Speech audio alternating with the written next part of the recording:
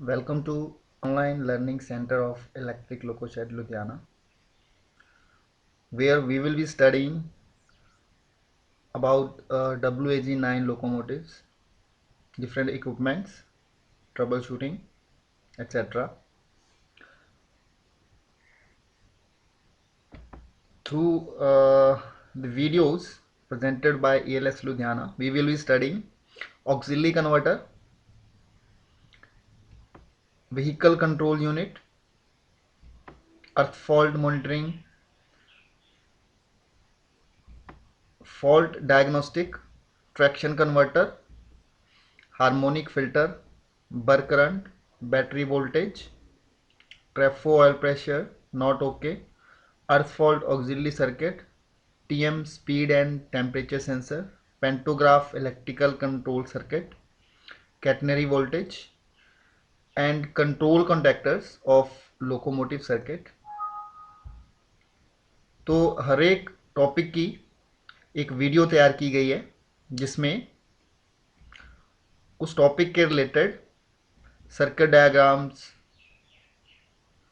को एक्सप्लेन किया गया है और लोकोमोटिव से एक्चुअल फोटोग्राफ्स ली गई हैं जो भी इक्विपमेंट्स इन सर्किट के बीच में आते हैं और उनकी working with the help of G9 electrical circuit diagram ये समझाया जाएगा।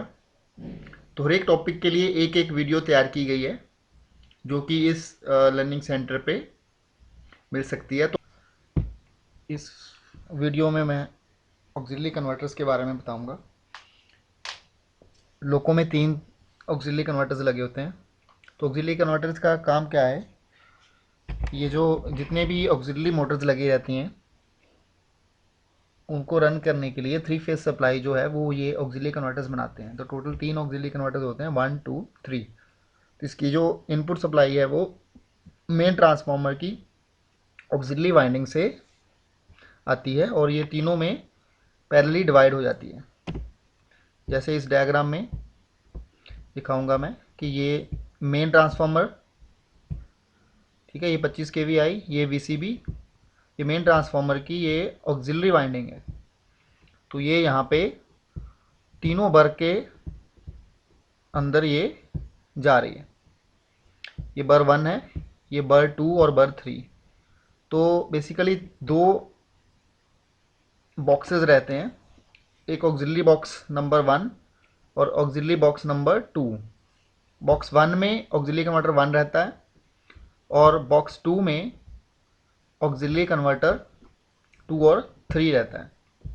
तो ये जो नंबरिंग है यहाँ पे 1050.1 ये है कि ये बर 1 है और इस तरह से 1050.2 ये बर 2 है।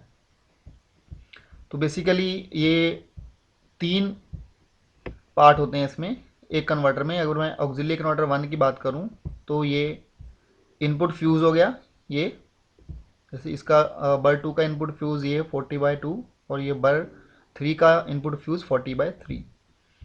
ये चीज़ है, ये है रेक्टिफायर। तो ये यहाँ से जो AC आएगी सिंगल फेज उसको DC में ये कन्वर्ट करेगा। उसके बाद ये DC लिंक है और ये चोक है, इंडक्टिव चोक, जो DC को प्योर DC में कन्वर्ट करके ये यहाँ पे DC लिंक बनाएगी। ये DC लिंक 630 से 670 वोल्ट का रहता है। उसके बाद है इन्वर्टर मॉड्यूल। इन्वर्टर मॉड्यूल का क्या काम है कि सिंगल फेज DC को ये 3 फेज AC में कन्वर्ट करेगा। तो यहाँ पे ये 3 इन्वर्टर मॉड्यूल लगे हुए हैं। तो ये 3 फेज यहाँ से बनेंगे और ये आउटपुट चोक है। आउटपुट चोक के बाद ये यहाँ से आउटपुट 3 फेज की जो है ये आउट हो जाती है ऑक्सिलरी कन्वर्टर से और ये इसका मेन कॉन्टेक्टर है 52/5। इस कॉन्टेक्टर के थ्रू ये आउटपुट जो है ऑक्सिलरी मोटर्स को जाएगी। इसी तरह से सेम ये बर 2 और बर 3 है, सेम इसमें भी 3 पार्ट्स रहते हैं।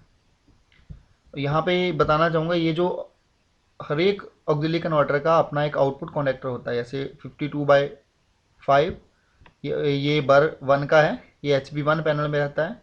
ये बर 2 का 52/2 52/1 और ये बर 3 का 52/3।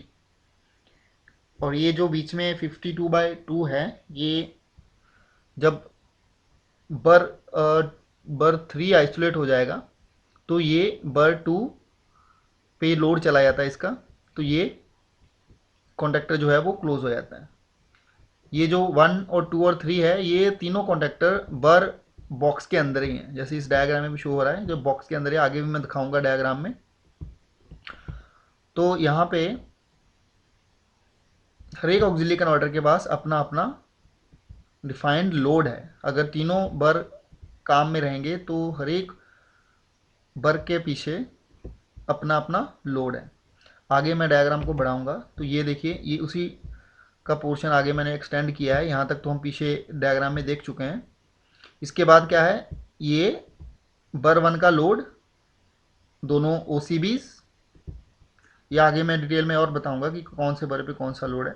तो ये इस तरह से ये बर 2 का लोड हो गया, ये यहाँ पे ये TM ब्लोअर होगी, ठीक है। आगे ये कॉन्डक्टर लग के ये चारों पंप, मतलब TFP पंप और ट्रैक्शन कन्वर्टर का जो कूलेंट पंप है वो बर 2 पे रहता है, और बर 3 पे CP और ये बैटरी चार्जर। यहाँ बैटरी चार्जर के बारे में बताऊंगा कि ये बाय डिफ़ॉल्ट जब तीनों बर काम में रहेंगे तो ये बैटरी चार्जर जो है बर 3 के आउटपुट पे लगा हुआ है। मतलब कि ये बर 3 इसको बैटरी को चार्ज कर रहा है, चार्जर जो है बर 3 चला रहा है। तो 3 फेज की सप्लाई जो बैटरी चार्जर को दे रहा है वो बर दे रहा है। अगर ये बर 3 आइसोलेट हो जाएगा तो ये सप्लाई बर 2 से आएगी, ये आगे हम बताएंगे।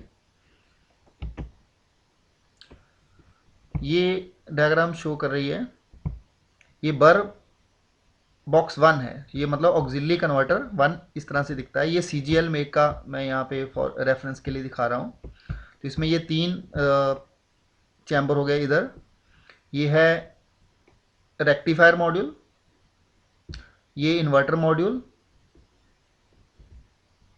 और ये नीचे की सर्किटरी में यहाँ पे अर्थ फॉल्ट का डिटेक्शन के लिए इन्होंने लगा रखा है। और ये इधर इलेक्ट्रॉनिक पार्ट है इसका, यहाँ पे कार्ड्स रहेंगे।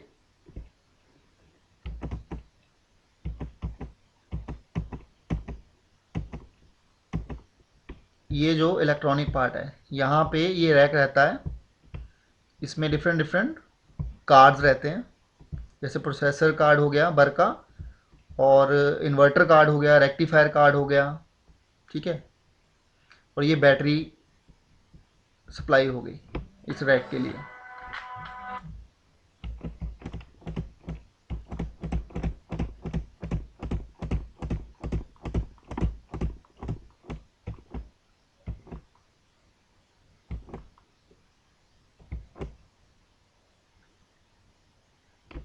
और ये जो पोर्शन है यहाँ पे, यहाँ से इनपुट आएगी, जो सिंगल फेज की AC इनपुट है ये यहाँ से आएगी। वो ये खुला हुआ पोर्शन मैं दिखा देता हूँ, ये देखिए, ये इलेक्ट्रॉनिक पार्ट है। बेसिकली ये बर 2 बॉक्स है, लेकिन ये चीज़ सेम रहेगी।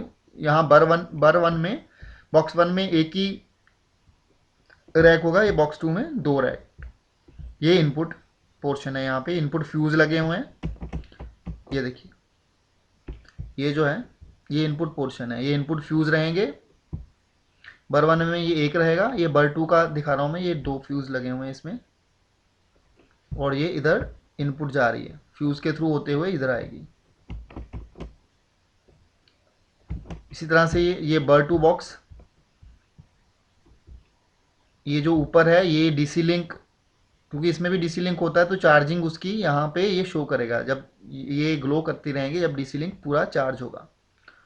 तो ये बॉक्स कवर खुला हुआ, ये देखिए, ये रेक्टिफायर मॉड्यूल बर 2 का, ये इन्वर्टर मॉड्यूल, ये रेक्टिफायर मॉड्यूल बर 3 का, ये इन्वर्टर मॉड्यूल बर 3 का, ये बैटरी चार्जर, ये जो इधर नीचे दिख रहा है लेफ्ट साइड पे, क्योंकि ये बर 2 बॉक्स में रहता है तो ये बैटरी चार्जर है।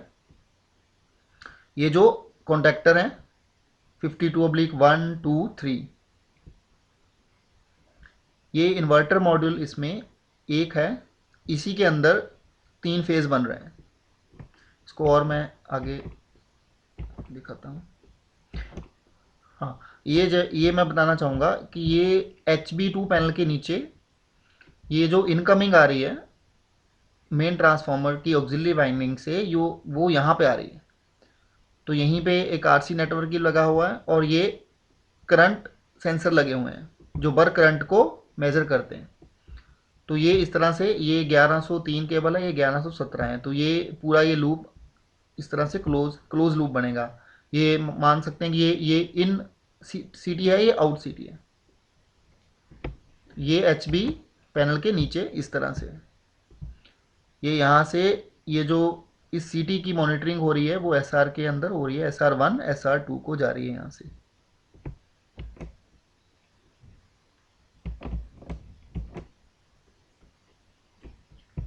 यहीं पे अर्थ फॉल्ट रजिस्टर भी लगे हुए हैं। अर्थ फॉल्ट अगर ऑक्सिलरी कन्वर्टर में आएगा तो उसकी सर्किटरी भी यहीं पे HB2 पैनल के नीचे लगी हुई है। ये है क्लोज व्यू, ये रेक्टिफायर मॉड्यूल और ये इन्वर्टर मॉड्यूल।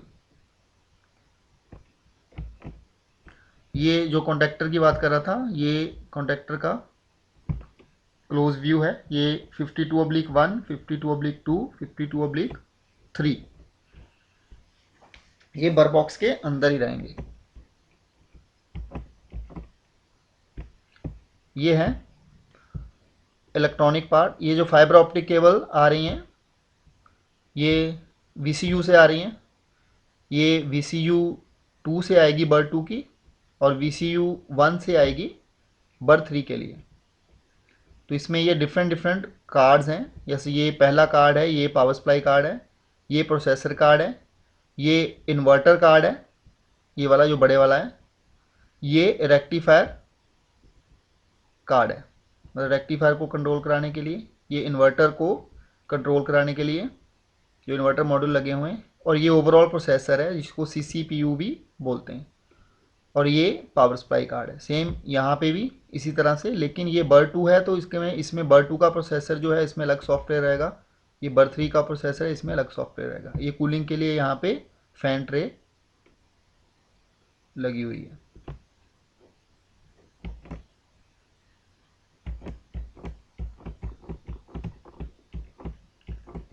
और ये MCB 100 की लोकेशन है, बैटरी चार्जर की MCB है जो वो यहाँ कन्वर्टर के ऊपर लगी हुई है।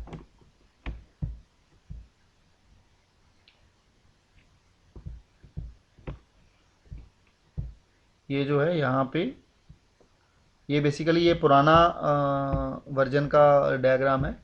तो यहाँ पे लगी रहती है MCB 100 बर 2 बॉक्स के ऊपर। पहले HB पैनल में रहती थी लेकिन अभी ये बर बॉक्स के ऊपर लगानी शुरू कर दी।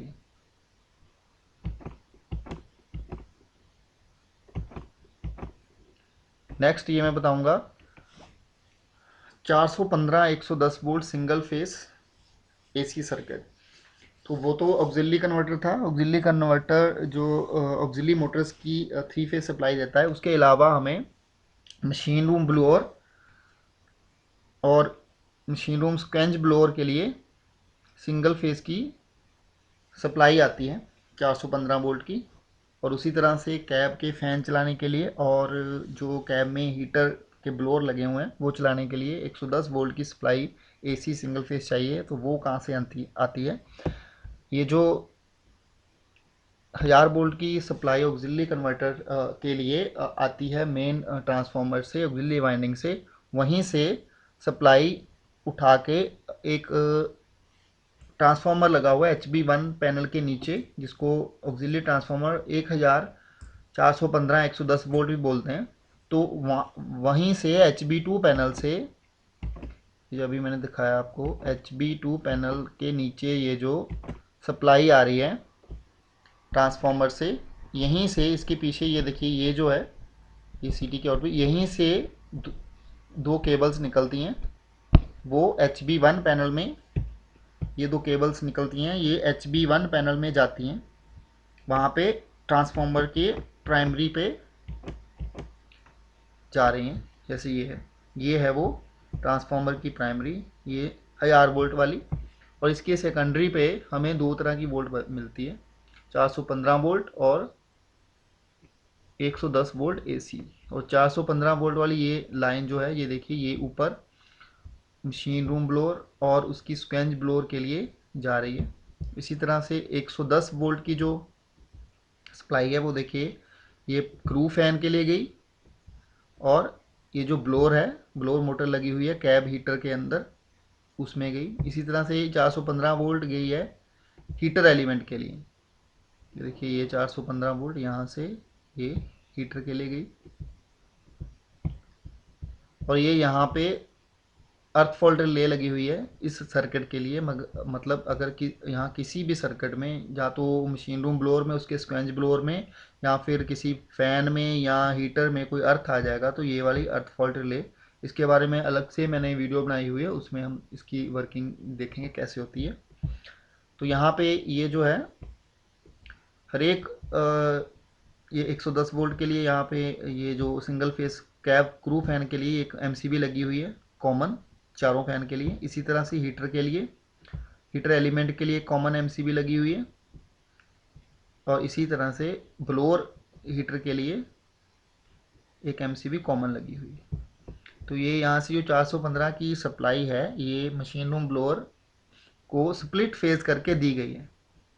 यहाँ पे ये सिंगल फेज आया, एक तो सीधा चला गया MCB के थ्रू, ये MCB है इसकी, HB पैनल में लगी रहती है। एक फेज को हमने यहाँ स्प्लिट कर लिया यूजिंग दो कैपेसिटर। तो ये दोनों कैपेसिटर है, एक इसमें कैपेसिटर स्टार्ट है, कैपेसिटर रन है।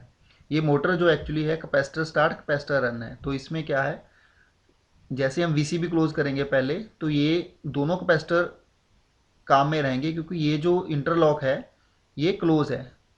तो ये इंटरलॉक क्या है कि ये मशीन रूम ब्लोअर के लिए एक रिले लगाई हुई है, कॉन्टेक्टर है, तो उसमें 10 सेकेंड तक ये क्लोज रहता है। जैसे ही मैं VCB को क्लोज कर देता हूँ, और जैसे ही VCB क्लोज होने के बाद 10 सेकेंड हो जाते हैं, तो ये इंटरलॉक जो है ये ओपन हो जाता है, मतलब कॉन्टेक्टर जो है पिक होकर इस इंटरलॉक को ओपन करवा देता है।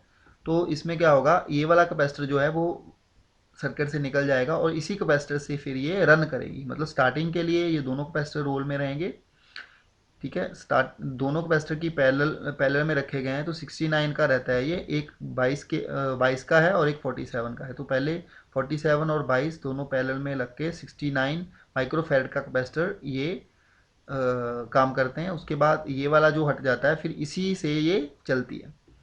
तो ये एक फेज़ यहाँ से आया, एक यहाँ से, एक ये, एक 12-18, ये जो मैंने यहाँ बताया आपको, ये 3 आउटपुट है इसकी, एक 415, एक 110, और एक ये है 12-18, ये एज न्यूट्रल काम कर रही है।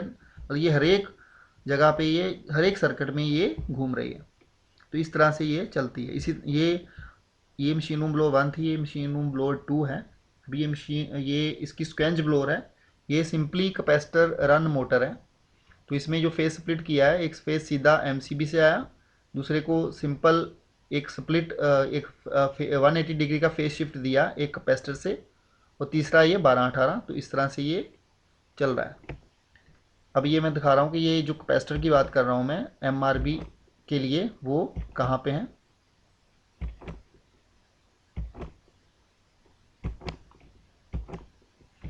ये जो HB पैनल के नीचे यहाँ पे मैंने दिखाया, यहाँ पे ये इनकमिंग आ रही है बर्क के लिए, ऑक्सिलरी कन्वर्टर की कॉमन जो 1000 वोल्ट की सप्लाई आ रही है। इसके बगल में ये देखिए, ये जो है ये वो MRB कैपेसिटर है। एक बड़ा है, एक छोटा है, एक 22 माइक्रोफैरड का, एक 47 माइक्रोफैरड का।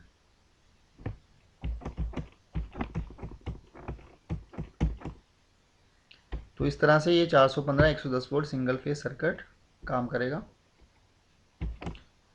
नेक्स्ट चलता हूँ, ये ऑक्सिलरी मोटर कौन कौन सी है, उसकी लोकेशन क्या है, क्या काम है उसका, और उसकी MCB की लोकेशन क्या है, ये वो बता रहा है। Oil cooling blower OCB1 OCB2 इसका काम क्या है, जो ट्रांसफार्मर ऑयल है और SR2 ऑयल है या कूलेंट है उसको ये कूल करता है। मशीन रूम ब्लोअर ये मशीन रूम में ही है और ये MCB 59.1/1 HB1 पैनल में, 59.1/2 HB2 पैनल में OCB2 के लिए। ये वैसे भी ये लोड है ऑक्सिलरी कन्वर्टर 1 का, ये शो कर रहा है। और load on auxiliary converter 2 TM blower, traction motor blower 1 2। तो TM ब्लोअर किसके के लिए है, TM को कूल करने के लिए, मतलब बोगी 1 की जो TM है उसको कूल करने के लिए, एयर फोर्स्ड कूल्ड है वो। ये MCB उसकी नंबर HB1 में HB2 में। दूसरा लोड है इस पे ऑक्सिलरी कन्वर्टर 2 पे ट्रांसफार्मर ऑयल पंप 1 और ट्रांसफार्मर ऑयल पंप 2। ये अंडर फ्रेम में लगा रहता है, अंडर ट्रक में। तो ये TFP ऑयल को पंप करने के लिए ये पंप है। इस तरह से ट्रैक्शन कन्वर्टर ऑयल पंप है। ये लोड भी ऑक्सिलरी कन्वर्टर 2 पे है। Load on auxiliary converter 3 main compressor रहेगा, TM स्क्वेंज ब्लोअर रहेंगी और बैटरी चार्जर। ये MCB की लोकेशन बताई हुई है। Machine room blower 1, machine room blower 2, इसका क्या काम है, to cool machine room by ducting and limit the temperature of control electronics. तो ये मशीन रूम ब्लोअर का क्या काम है कि ये मशीन रूम में जितनी इलेक्ट्रॉनिक लगी हुई है उसको कूल करती है। जैसे बर के अंदर भी इसकी डक्ट रहती है और सेल के अंदर, पहले SR के अंदर भी थी, अभी SR ने अपना जो IGBT बेस्ड है उन्होंने अपनी कूलिंग अंदर कर रखी है, तो वहाँ पे ये इसकी डक्ट नहीं जाती है। अभी ये बर के लिए और सेल जो VCU है उसके लिए यूज़ होती है। Scavenge blower to clean dust from air filters of, ये जो इसके मशीन रूम ब्लोअर के एयर फिल्टर होते हैं उसकी डस्ट को स्क्वेंज करने के लिए machine room scavenge blower number 1 और 2। और ये इसकी MCB, ये 415 सप्लाई पे है चारों मोटरें। इसके बाद आ जाइए, ये एक हीटर एलिमेंट जो है कैब हीटर में लगा हुआ है वो ही 415 पे है।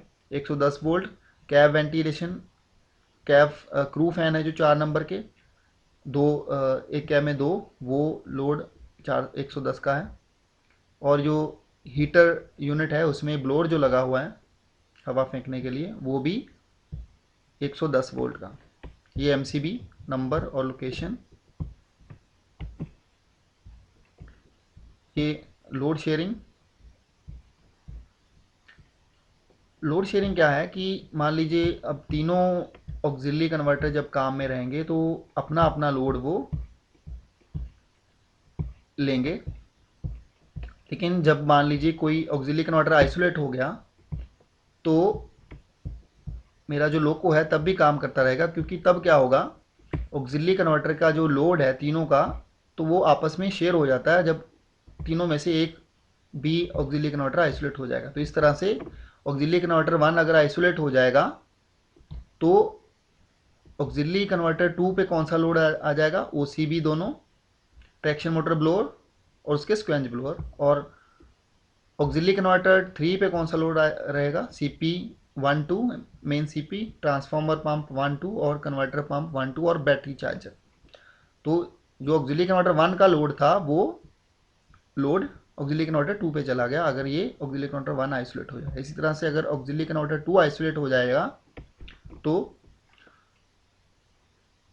ऑक्सिलरी कन्वर्टर 1 का लोड क्या रहेगा, दोनों OCB, ट्रैक्शन मोटर और स्क्वेंज ब्लोअर।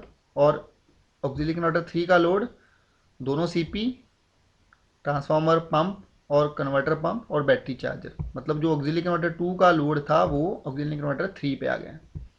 तो ऑक्सिलरी कन्वर्टर 3 अगर आइसोलेट हो जाएगा तो ऑक्सिलरी कन्वर्टर 1 पे कौन सा लोड रहेगा, दोनों OCB, traction motor blower, scavenge blower. और ऑक्सिलरी कन्वर्टर 2 पे कौन सा लोड आ जाएगा, दोनों CP, चारों पंप और बैटरी चार्जर जो है वो ऑक्सिलरी कन्वर्टर 2 पे आ जाएगा। तो इस तरह से ये ऑक्सिलरी कन्वर्टर की लोड शेयरिंग होती है जैसे ही कोई ऑक्सिलरी कन्वर्टर आइसोलेट हो जाएगा। 2 ऑक्सिलरी कन्वर्टर आइसोलेट हो जाएंगे तो लोको पूरा ऑफ हो जाएगा, क्योंकि उस टाइम ये फिर मेन पावर ऑफ हो जाएगी। मतलब कि अगर एक ऑक्सिलरी कन्वर्टर है तो लोको चलता रहेगा, एक ऑक्सिलरी कन्वर्टर ऑफ होने पे अगर दोनों ऑफ हो जाएंगे तो मेन पावर ऑफ हो जाएगी। ये कॉन्टैक्टर की पोजीशन नॉर्मल कंडीशन में, ये जो मैंने पहले डायग्राम दिखाई थी तो उसमें ये 1 2 3 4 5 6 7 8 9 कॉन्टैक्टर्स लगे हुए हैं। ये जो पहले 5 है ये मेन कॉन्टैक्टर्स हैं और ये ऑक्सिलरी कॉन्टैक्टर्स हैं। तो नॉर्मल पोजीशन में इनकी ये नॉर्मल कंडीशन में मतलब जब तीनों बर काम में रहेंगे तो इस तरह से ये इनकी पोजीशन रहती है, क्लोज ओपन क्लोज ओपन। अगर बर 1 फेल हो जाएगा तो ये पोजीशन इनकी चेंज हो जाएगी, बर 2 फेल हो जाएगा तो इस तरह से चेंज हो जाएगी। ये कॉन्टैक्टर जो बाकी के हैं, ये जो 1 2 3, ये 3 कॉन्टैक्टर जो हैं ये बर बॉक्स के अंदर ही रहते हैं, जैसे मैंने पहले आपको दिखाया। ये 52/4 और 52/5 ये एच बी पैनल में रहते हैं, एच बी 1 पैनल में, ये भी एच बी पैनल में। तो इनकी ये डायग्राम में कहाँ पे हैं,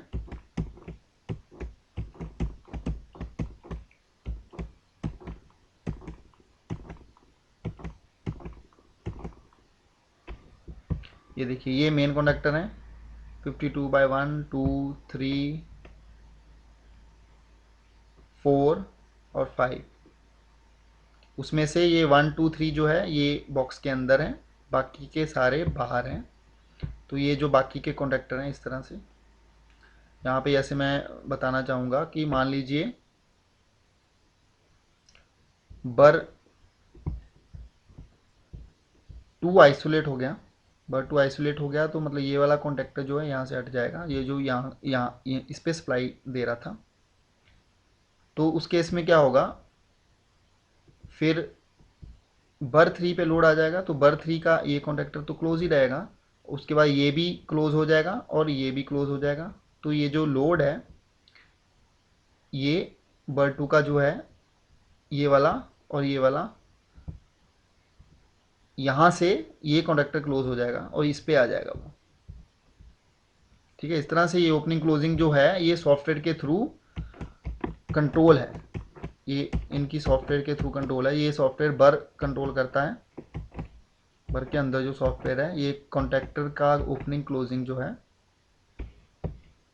ये बर के सीसीयू कार्ड में सॉफ्टवेयर है जो वो देखता है कि कब किसको ओपन क्लोज करवाना है।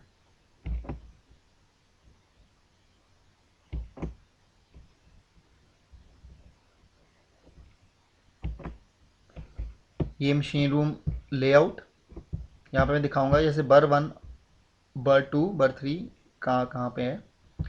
जैसे ये कैब 1 है तो कैब 1 एलपी के साइड जो चीज़ें भी रहेंगी वो 1 नंबर है। तो एलपी के साइड जैसे ही हम चलेंगे कैब 1 पे एलपी के साइड ये कॉरिडोर मशीन रूम में जाएंगे तो इसके पीछे जो भी है वो जैसे HB1 है, SB1 पैनल है, ये बर 1 है,